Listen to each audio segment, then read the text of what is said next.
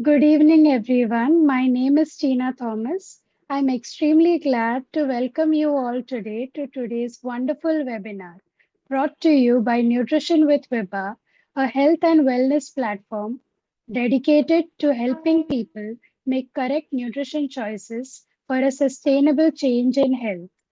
Our initiative, Imagine Health, is a free preventive health webinar designed to empower you with practical strategies for everyday nutritional wellness.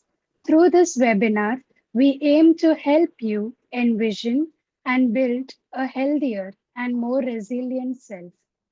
I now have the pleasure of introducing a truly inspiring expert, Miss Vibha Hasija, the visionary behind Nutrition with Vibha. She is a registered dietitian with an MSc in Foods, Nutrition and Dietetics, a PG diploma, and has 27 years of experience as an academician at Mumbai University affiliated College of Home Science, Nirmala Niketan. A leader in clinical nutrition and communication, she has curated national level training programs like the Ujjwal module, training over 1,000 professionals. As founder of nutritionwithvibha.com, she actively drives public health awareness. Her work has earned prestigious awards, including the Icon of Inspiration 2025, and she is the editor of a preventive health guide titled The Early Series. She blends evidence based science with holistic wellness. As a prolific writer, poet, educator, and motivational speaker, she has been championing good health and heartfelt living through her blog, recipes, and community platforms. Without further ado, please join me in warmly welcoming Ms. Vibha Hasija to share her insights and guide us on this journey to health. Welcome, ma'am. Thank you, Stina. Thank you for that beautiful introduction. Thank you so much. And I warmly welcome everybody present here. I can see some of my nutritionist colleagues have also joined. Thank you very much for your support. So today we are going to talk about preventive health, and we look at why are we, why is this a topic of concern? Why we have to relook at how we are managing our health, and why we need to go into the preventive space, and how we can do it in very, very simple steps.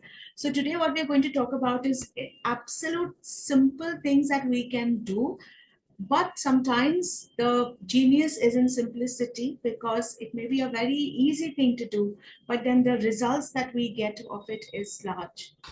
So going ahead to uh, just a minute, my screen is not moving. Just give me 1 minute till I share once again.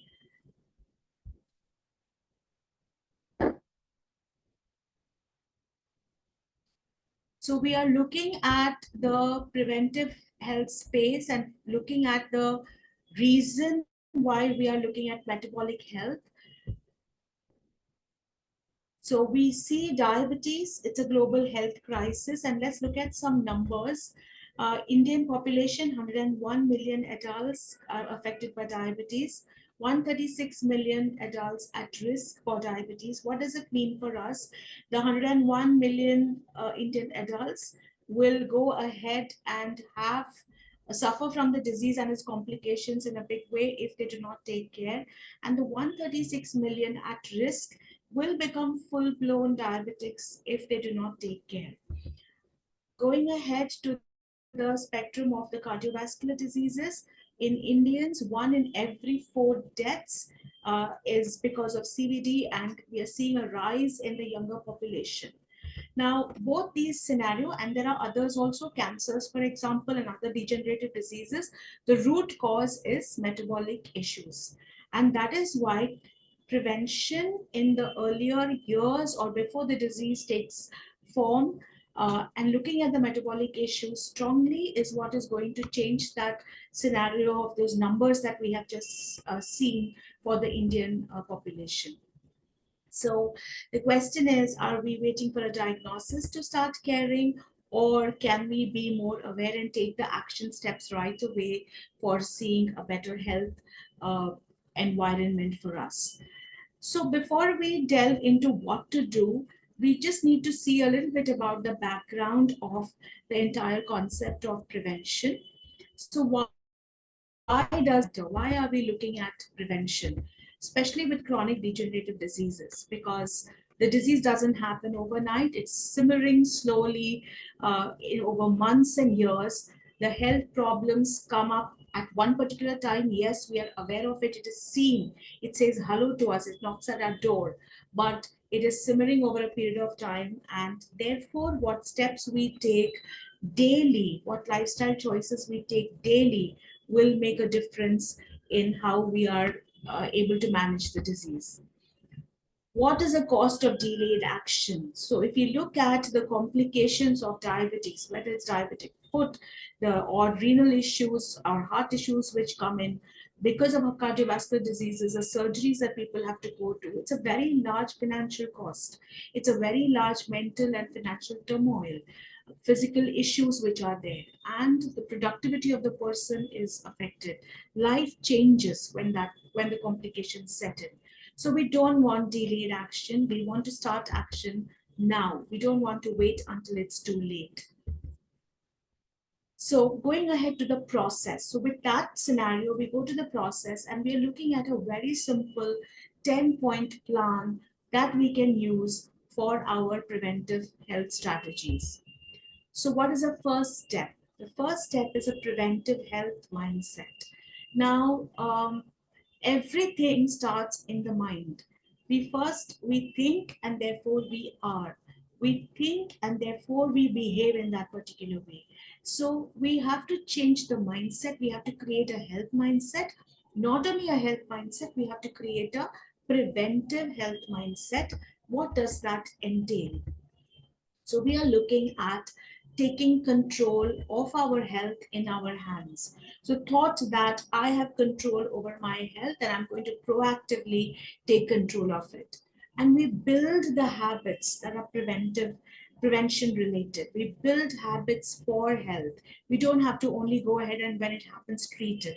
We start early. That's a preventive health mindset. We are not reacting to disease, but we are aware of how the disease can occur and we are taking steps to counter it. We are walking on the path to fitness. So all of us are on different areas in the fitness journey, different stops in the fitness journey. Wherever we are, the mindset is that now I'm going to go ahead and I'm going to walk on the path to fitness. What else is very important? Okay, now when we are looking at our health and we are working on our journey for health, we have to stay optimistic. So we're not going to see the changes overnight. It takes time. So whatever progress is there, whether it's weight loss, whether it's metabolic control, whether it is getting better, whether it is seeing that our parameters are moving from the at-risk category to the ones which are the safe category. So we stay optimistic and we are placing health in the fulcrum of our, of our life's plate, in the center of it. We are giving it attention, we are giving it a sense of purpose, and we are appreciating our body and its signals. So let us affirm our health journey today. I call all of you to say this with me, that we look at what the our health journey is and we affirm it so that we are establishing a preventive health mindset. So every day I choose health. I listen to my body with love. Wellness flows through me with ease. I don't wait for illness to manifest. I begin today. The second point that we go ahead to is self-care. So what exactly is self-care? With self-care, we are seeing that the thought process is that our body is a temple and we revere it and we take care of it. So we're looking at self-care like that. So our body is working 24/7. It helps us feel, it helps us experience, it helps us to deeply dive into life. It's working tirelessly all through the years, from the moment we take our first breath to our last. It gives us strength, it gives us energy. And what are we doing for it in return? So when we say self-care, that's thought that we are going ahead with, that my body is my friend and I am going to support it in its journey and I'm going to take care of the body. So, what does that mean? It means that we are going to set a health routine, a realistic health routine, whatever is possible within our environment, but we are going to get it done. We are going to nourish ourselves with food, with the right lifestyle, with the environment, with right thoughts. We're going to move with joy, more physical activity, and very importantly, we are going to rest and repair. So these are the various aspects of self-care. It's just put together in a very concise way. And if we are proactively and with purpose looking at these aspects, setting a health routine, nourishing, movement, and resting, I think that entire self-care is taken care of with respects to preventive health. So the point one, two, three are not negotiable at all. Of course, when we say preventive health, preventive nutrition, everyone wants to dive deep into the nutritional strategies. What do I eat? So yeah, that is very important. However, at the base, at the foundation, what we have to look at is how we are thinking, how we are taking care of ourselves, and then third step that we take is we correct our lifestyle. So we want to make the optimal lifestyle strategies possible for us. And what does that involve? We're looking at sleep, we are looking at physical activity and exercise, we are looking at stress management and substance moderation. So these are very key lifestyle strategies that it's a base of preventive health. This we absolutely have to correct. So let's look at sleep. Now, sleep is what we are understanding more and more, that sleep is what is going to help us repair our body, recover from the day's tensions or work that we have done. And it is a key to our health in terms of brain health, endocrine health. It lowers inflammation, and therefore we have to design our sleep well. So what do we do there? What we need to look at is what's the time of the day I have to leave from home for work or for my chores or wherever I'm leaving. What's the time I have to leave? And therefore, what is the time I have to wake up to be ready to leave? And therefore, from the time that you have to wake up, we count back hopefully 8 hours, which is the best, but at least a 7 hours to decide the time that we are going to sleep. So that's how we come to the time that we are going to be sleeping very, very categorically. And we work our schedules around that so that we are able to ensure that 7 to 8 hours of sleep in our day. That is a foundation. So that means we have to shift some things about work. We may have to redesign our schedule so that we are sticking to this most of the time. Otherwise, it's harming our body. People who have less sleep means that's linked to weight gain, that's linked to fatigue, that's linked to low focus, low cognitive health. Second is physical activity. We try to improve our movement as much as possible. So we are moving through the day. Now, a couple of things that we can do is one is a concept of smart sitting. Smart sitting meaning we are not slouching, but we are sitting straight so that our back muscles are engaged and we end up using energy. We are using calories. So smart sitting is one for physical activity, or we can ensure that we are stretching. So after every 2 hours of sitting, preferably actually after every half an hour of sitting, there's some movement. We are getting up, walking around, maybe some head rotation, some shoulder rolls, some wrist movements, feet flexing, or some stretching, arm movements. Something is done where there is some physical activity, walking around. So this is a way that we are going to increase our movement so that people who are sedentary and sitting for a long period of time, that has a bad effect on metabolic health. And of course, we have to start our exercise routine. So here I want to add that there are two kinds of exercises that we are aware of. One is that which increases our heart rate, which helps our cardiovascular fitness. So it can be walking, running. Running, we have to be careful. Those who are overweight, we may have see a stress on the knees, so that we are careful. But walking, cycling, swimming is fantastic exercise, or yoga, or community dancing. So any of this which speeds up our heart rate.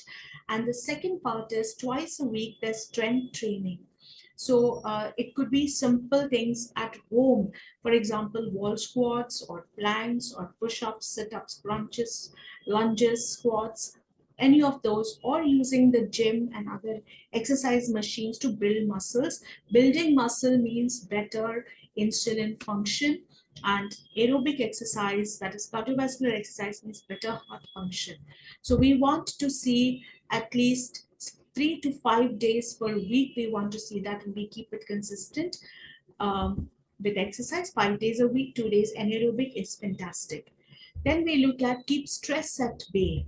Three simple strategies that we are looking at here is be mindful, keep the digital uh, equipment away for a while, detox there, and emotional expression. Now, one thing that I want to say over here is that, medicine has changed the way it is, managing health and disease. No longer we think of humans as affected only with physical aspect. Disease is never only physical. Now we understand deeper, and with human evolution, we are understanding this deeper, that we are composed of the physical aspect, the mind, the emotion, the spiritual aspect, all of it.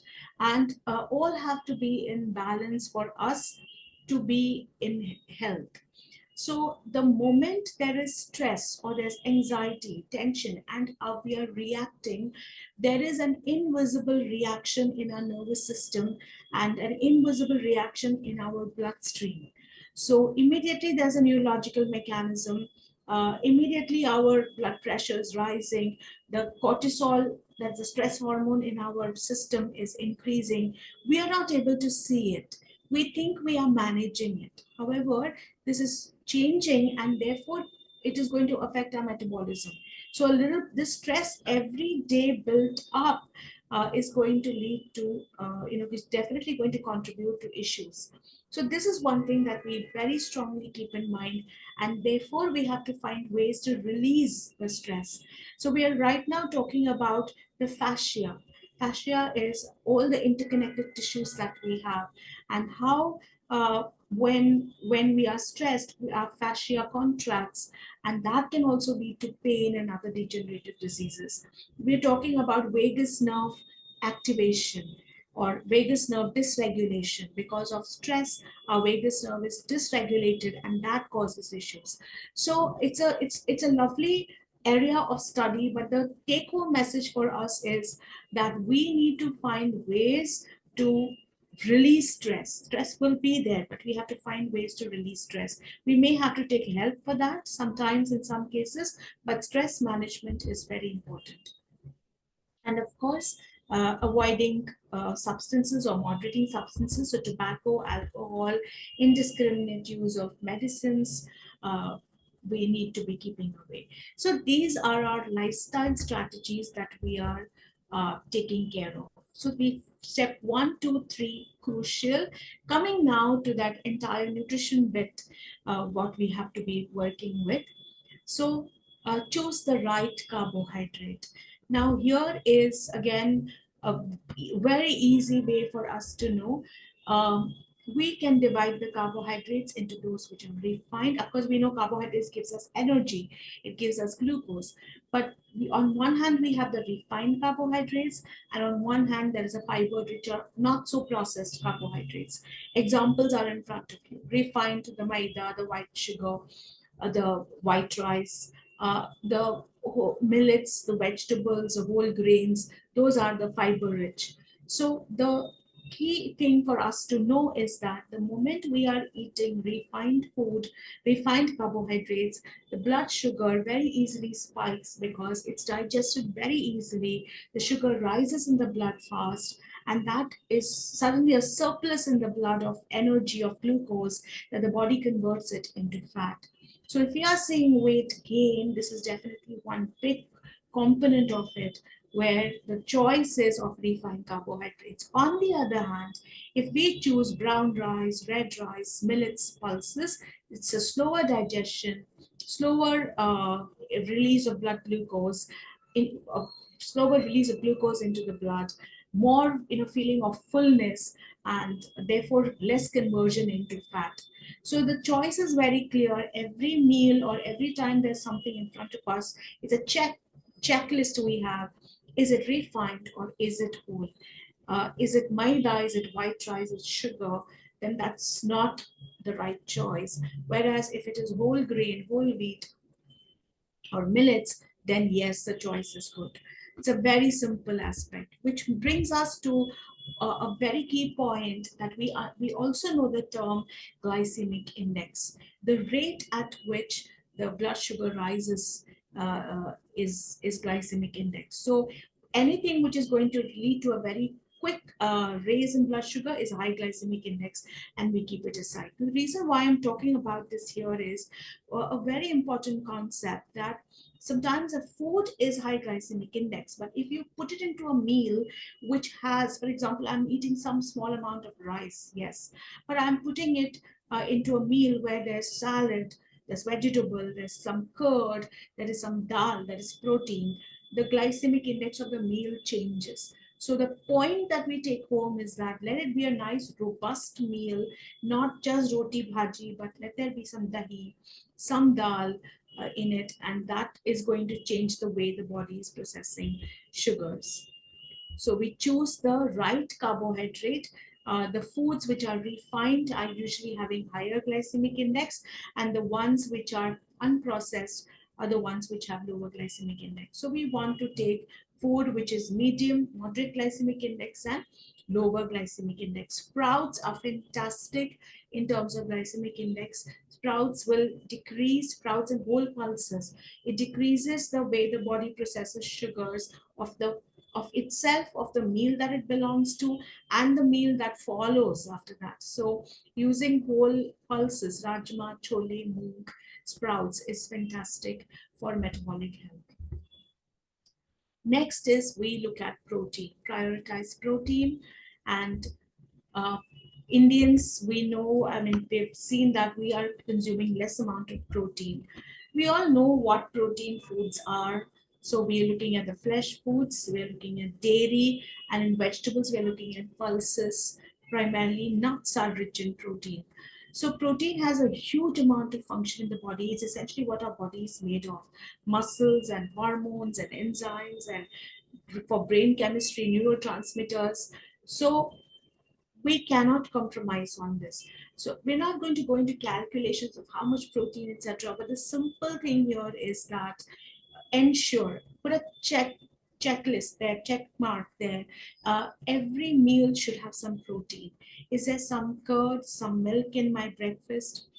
Is there some pulse or some curd in my lunch? So every meal we are putting a tick mark there where protein is present in it or not. Now, very important concept is we want to give our body good quality protein. So there are some combinations. Now, proteins from grains and pulses are not of the highest quality. However, in the Indian context, if you combine it together, the quality becomes very good. So it's nice. Our traditional Indian foods are like that: dal chawal, khichdi, rajma chawal. It's already a cereal pulse combination, idli, dosa. Okay, so that's a lovely food to consume in terms of the kind of amino acids we're giving our body. Then we look at the combination of pulse and dairy, cereal and dairy, non-veg and cereal. If you're combining that, the quality is definitely better. Point number 6, choose the right fat. I mean, here there, I'm sure there are a lot of questions in everyone's mind that, which is the fat that I have to choose? What is the oil I have to look at? So there's visible fat, which is a fat we cook with, And invisible fat, fat is already present in the food, like milk has some fat, nuts have some fat. So we have to be careful regarding the invisible fat, that we are not consuming foods which are having a lot of invisible fat, because that will add on to the fat. Now, very important points. Oils for cooking. Which oil do we use for cooking? That, so first is we change, if we are not using these oils for cooking, we will change it. These are our base oils for cooking: groundnut, rice bran oil, mustard oil, and even soya bean oil. Okay, so groundnut, rice bran, best oils for cooking. So please change it in case that's not the oil that is being used. Olive oil is also great. If it's fitting with the budget, it's fantastic. These are supporting metabolic health. Second is, what about sunflower and safflower oil? Okay, so these can be used, however, these are not the oils that are used for base cooking, for everyday cooking. This could be used sometimes in some meals, this could be used for frying, okay, because too much of sunflower oil, it can increase the risk of atherosclerosis, that is CVD, cardiovascular diseases, so we are careful. Then what about fat like ghee, butter, cream, coconut oil? So these are ones we have to take in small amounts. These could raise, if they're taken, it's not that they have to be banned completely, no. But if they're taken in very large amounts, it can raise cholesterol levels. So we have to be careful about it. Of course, ghee, coconut oil, they do have benefits also. They have some phytochemicals, they're anti-inflammatory, they have benefits also. But at the same time, it has to be taken in the right amounts. Then we come to trans fats. This is something we have to completely keep away from our diet. So vanaspati, margarine, which is locally available, deep fried snacks, bakery items, oil which is being used multiple times for frying.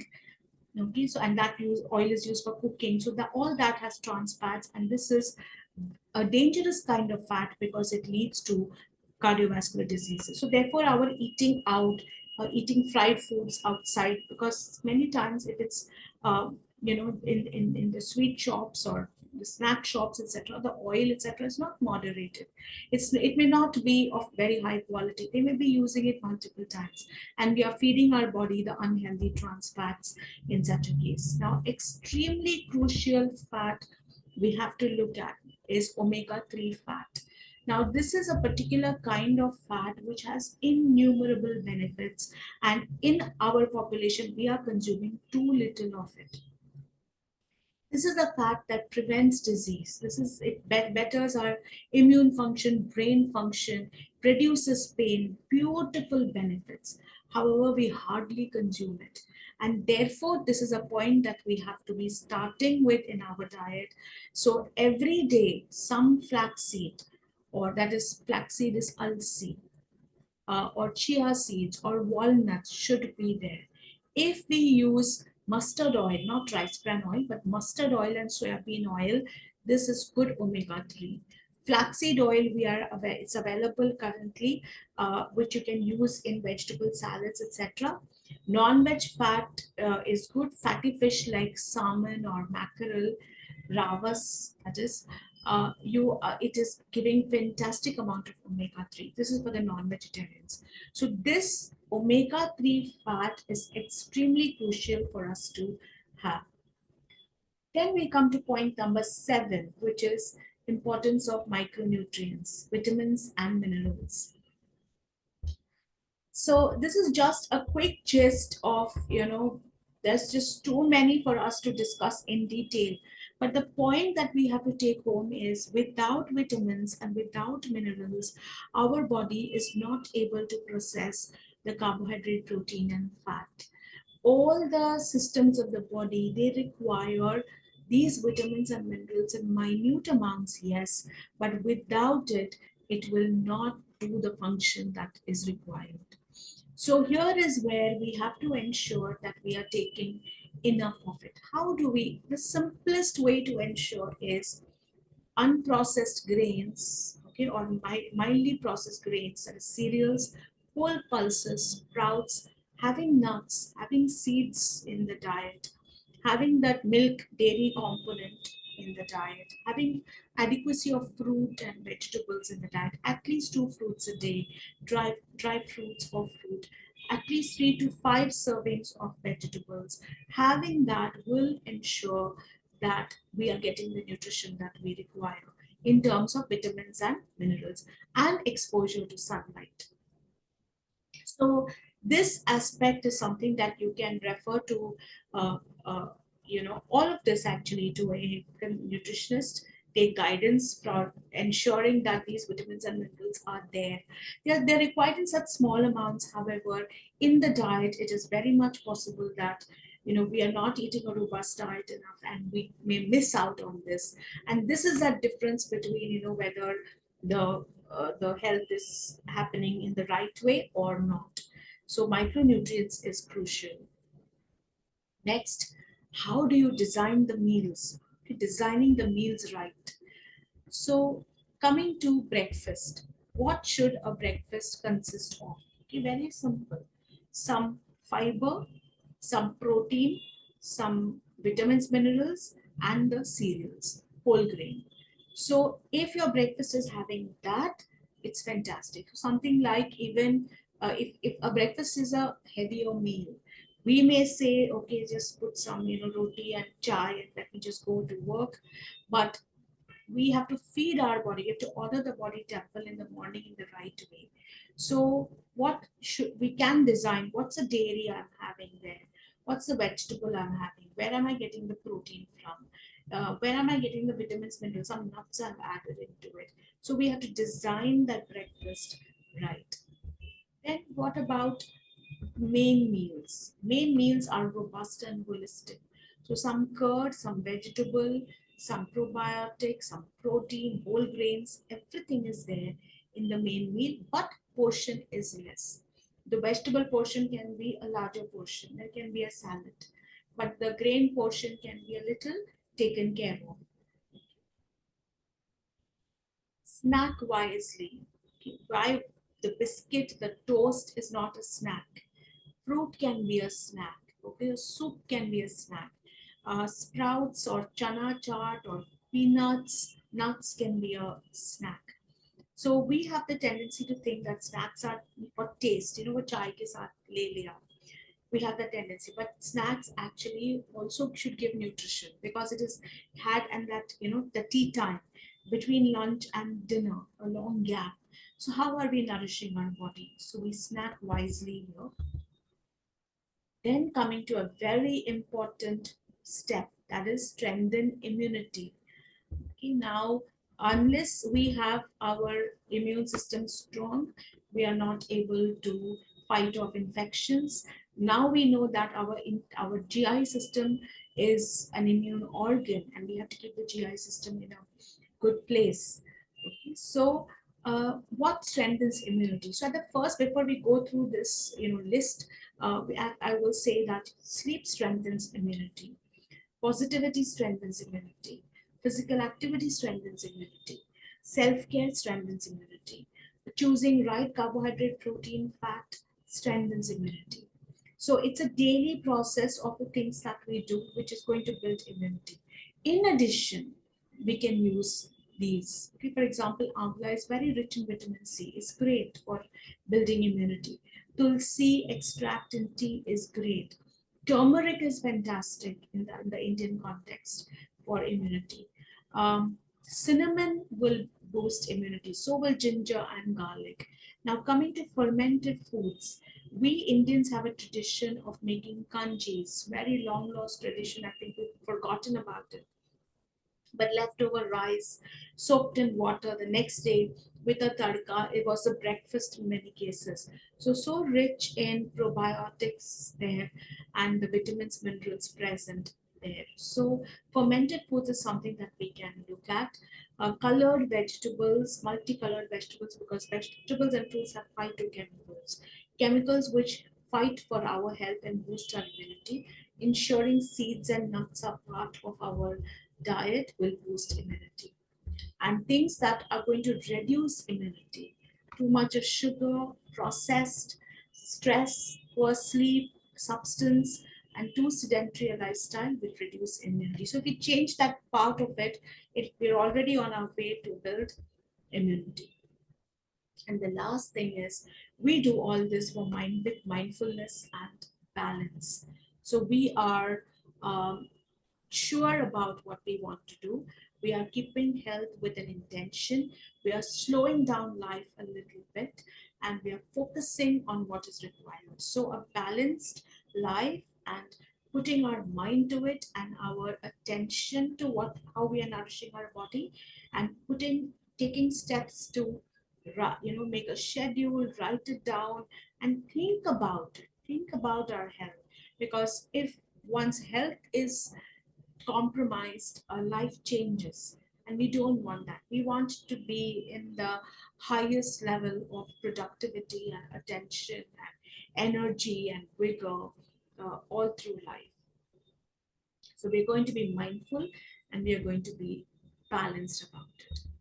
So we are paying attention, not obsessing. We're listening to our body. We are being consistent with our practices, and that's going to go a long way in preventive health. So we balance it out so that we're not obsessing about the diet part of it, but we're taking care of all aspects. So having said that, how do we? What are the tools that we have? Okay, so I'm sure there are a lot of tools in the space of preventive health. We would like to share something that we have at Nutrition with Vibha, what we have built and what we have put together. We would like to share that with you. So we have tools that we've intended it to guide you and empower you and make a sustainable change in health. So we at Nutrition with Vibha believe that nutrition is the sustainable, is a path to sustainable health, sustainable change in health. And therefore, we have put together a lot of material that will empower people. So these tools are very easy to use, and of course, it's credible from credible sources. And we are having one tool specifically, which is curated for the people who have attended this webinar. This is our book, the Early Series, Early Science, Early Tests, and Early Action.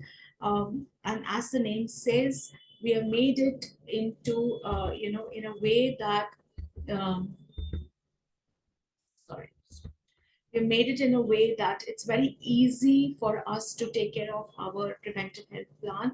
It showcases 50 conditions and deficiency disorders with early signs and symptoms, a test to take, and a little bit of what action to take medically and nutritionally.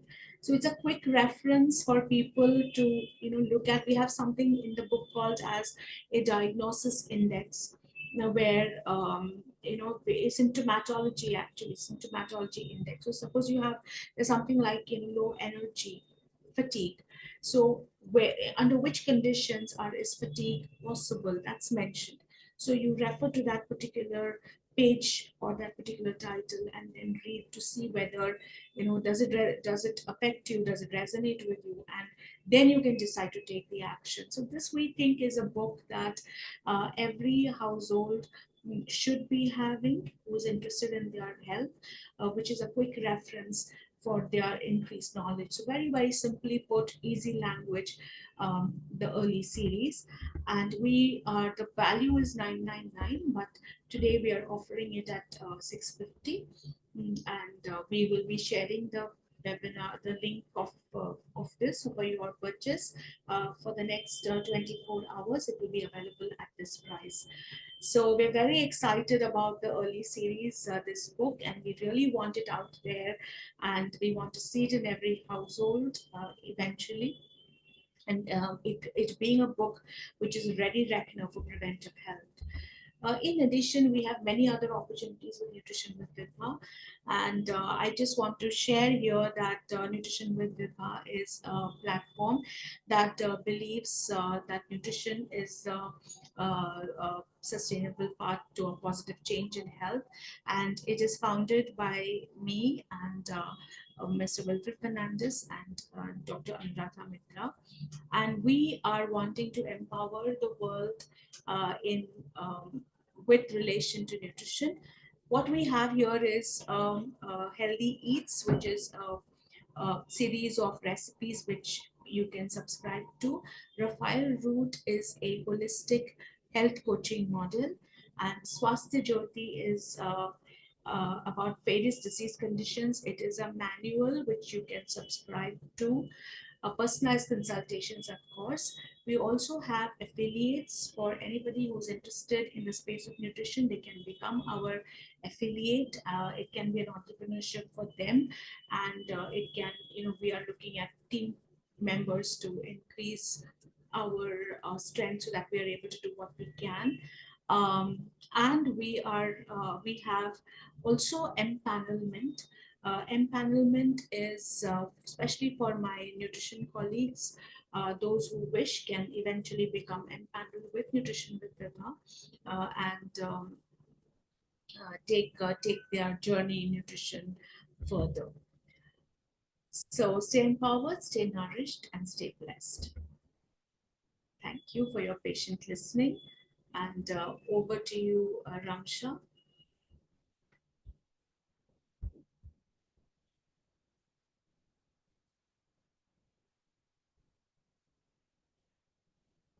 Ramsha, you're on mute. We can't hear you. Ma'am, now can you hear me? Yes, go ahead. Thank you, Ms. Vibha Hasija, for that enlightening and practical presentation. It's been truly an eye-opening. To conclude, your health is in your hands. Simple, consistent lifestyle choices can prevent many chronic conditions. Start early and act mindfully. Early signs matter, and preventive care is more effective than focus on your health foundation. Good nutrition, regular physical activity, quality sleep, and mental balance are core to achieving good health. Nutrition with Vibha offers easy, science backed, personalized, practical tools and strategies that fit into your daily life and enhance it. We hope that you found today's session very empowering and practical. Now we would love to hear from you all. So if you all have any questions, feel free to drop in the chat box below and I will read it for you all. Thank you, Ramsha. I would just like to add that the link to the early series, if you are interested in the book, is available in the chat with the discounted price. So that has been placed in the chat. You can take a look at it. So yes, as Ramsha said, we welcome any questions that you have for us.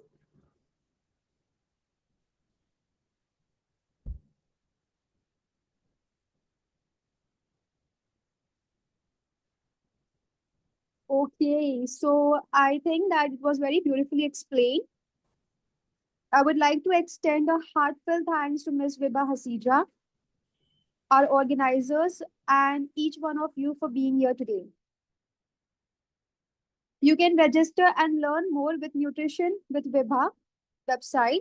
Thank you all and have a nurturing, health-filled evening ahead. Yes, thank you, Ramsha. And okay, I have a question. There's a question, Ramsha. Protiti asks any take on non-alcoholic fatty liver disease as it's increasing. Absolutely, Protiti.